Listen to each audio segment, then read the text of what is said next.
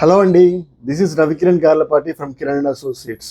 So ఈరోజు మీ ముందు ఒక చిన్న అప్డేట్, ఒక చిన్న కొసమెరుపు లాంటి ఒక పాయింట్ చెప్తాను అనమాట. ఏంటంటే, సో జనరల్గా మనం ట్రాన్స్పోర్టేషన్ సర్వీసెస్ స్కూల్స్కి, కాలేజెస్కి చాలామంది ప్రొవైడ్ చేస్తుంటారు. అంటే ఏంటి, వాళ్ళ ఇంటి దగ్గర నుంచి కాలేజ్కి డ్రాప్ చేయడం అండ్ కాలేజ్ నుంచి ఇంటికి మళ్ళీ రివర్స్ డ్రాప్ చేయడం అనమాట.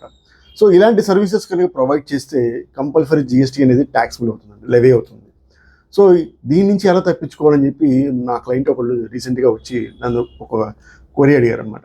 అప్పుడు నేనేం చెప్పానంటే, సింపుల్ అండి, మీరే బస్ పెట్టి స్టూడెంట్స్ దగ్గర లేకపోతే జనరల్ పబ్లిక్ స్కూల్స్కి సంబంధించిన వాళ్ళకి మీరే మనీ కలెక్ట్ చేస్తే ట్యాక్సిబుల్. అలా కాకుండా మీరు వెళ్ళి ఆ కన్సర్న్ స్కూల్తోని, ఆ కన్సర్న్ కాలేజ్తో టైప్ అవ్వండి, ట్రాన్స్పోర్టేషన్ సర్వీసెస్ ప్రొవైడ్ చేస్తామని, అప్పుడు మీకు జిఎస్టీ నుంచి ఎగ్జెంప్షన్ వస్తుంది అని చెప్పాను అనమాట.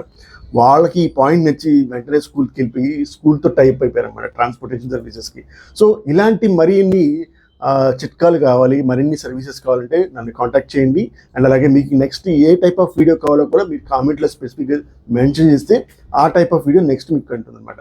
Thank you. Signing off Ravikiran Garlapati. Thank you.